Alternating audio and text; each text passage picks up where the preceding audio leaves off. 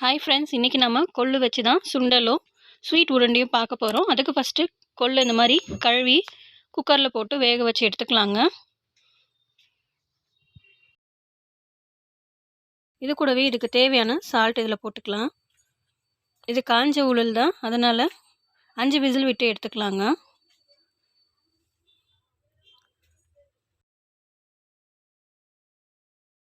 இந்த மாதிரி வேக வச்சு எடுத்துக்கலாம். பார்த்திங்கன்னா நல்லா வெந்து வந்திருக்கு.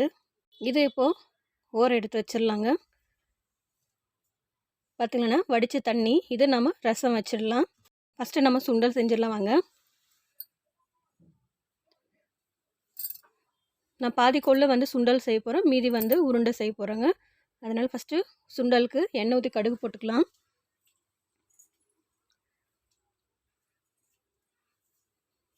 கடலைப்பருப்பு உளுந்தம்பருப்பு ஒரு டேபிள் ஸ்பூன் போட்டுக்கலாம். சீரகம் ஒரு ஸ்பூன் போட்டுக்கலாங்க.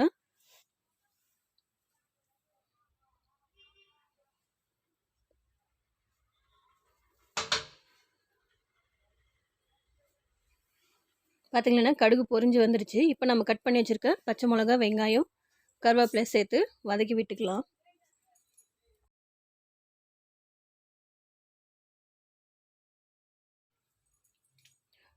கொள்ளு வேகும் போதே ஆல்ரெடி நம்ம சால்ட் சேர்த்துட்ருக்கோம். அதனால் இது வெங்காயம் வதங்கிறதுக்கு மட்டும் ஒரு சிட்டிக்கு மட்டும் சால்ட் சேர்த்துக்கலாம்.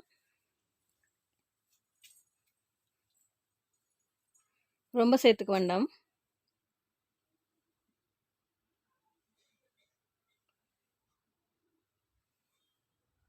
இது வெங்காயம் வதங்கி வரட்டுங்க. இது கூடவே கொஞ்சமாக பெருங்காயத்தூள் சேர்த்துக்கலாம்.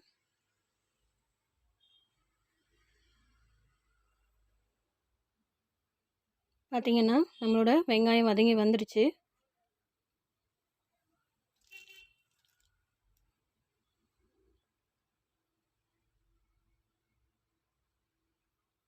இப்போ நம்ம வேக வச்சுருக்க பருப்பு சேர்த்துக்கலாம்.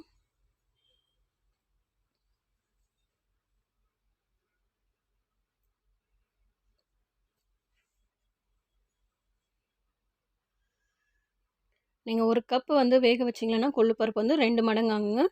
அதனால் ஒரு கப்பு வேக வச்சாலே உங்களுக்கு சுண்டலும் வந்துடும், ஸ்வீட் உருண்டையும் பண்ணிக்கலாம். நான் பாதி தான் இப்போ சுண்டல் பண்ணியிருக்கேன், மீதி பாதி ஸ்வீட் உருண்டை பண்ணிக்கலாம்.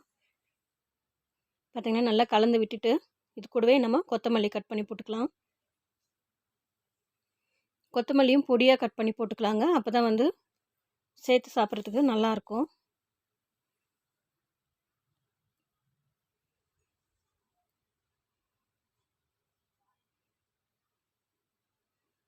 கலந்து விட்டு ஸ்டவ் ஆஃப் பண்ணிடலாம். அவ்வளோதான், நம்மளோட சுண்டல் சூப்பராக ரெடி ஆயிடுச்சு. இதை பவுலுக்கு மாற்றிக்கலாங்க. பார்த்திங்கன்னா நம்மளோட சுண்டல் ரெடி ஆகிடுச்சு. இப்போ மீதி இருக்கிற பருப்புக்கு இதில் நம்ம வெல்லம் போட்டு உருண்டை பிடிச்சிக்கலாம். வெல்லம் சேர்த்துக்கலாம். கொஞ்சம் ஆறி விட்டுட்டு அதுக்கப்புறம் மிக்சியில் போட்டு அரைச்சி எடுத்துக்கலாங்க. இப்போ நம்ம மிக்சி போட்டு எடுத்துருந்துச்சு. இதில் ஒரு ஸ்பூன் நெய் போட்டுக்கலாம். நீங்கள் நெய் ஆப்ஷன் தான், நெய் இல்லாமல் கூட உருண்டை பிடிச்சி சாப்பிட்டாலே ரொம்ப டேஸ்ட்டாக தான் இருக்கும். நான் ஒரு ஸ்பூன் நெய் போட்டிருக்கேன். நல்லா கலந்துட்டு உருண்டை பிடிச்சிடலாங்க.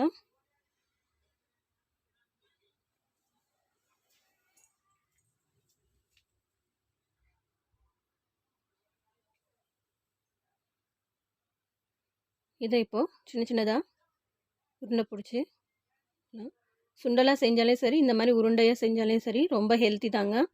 சின்ன பசங்க பெரியவங்க எல்லாருமே சாப்பிட்லாம். இது பனிக்காலன்றதுனால கொள்ளு பருப்பு ரொம்பவே நல்லதுங்க. வீட்டில் செஞ்சு பாருங்கள். என்னோடய சேனலை சப்ஸ்கிரைப் பண்ணுங்கள். கூடவே பெல் ஐக்கனை கிளிக் பண்ணிக்கோங்க. தேங்க்யூ.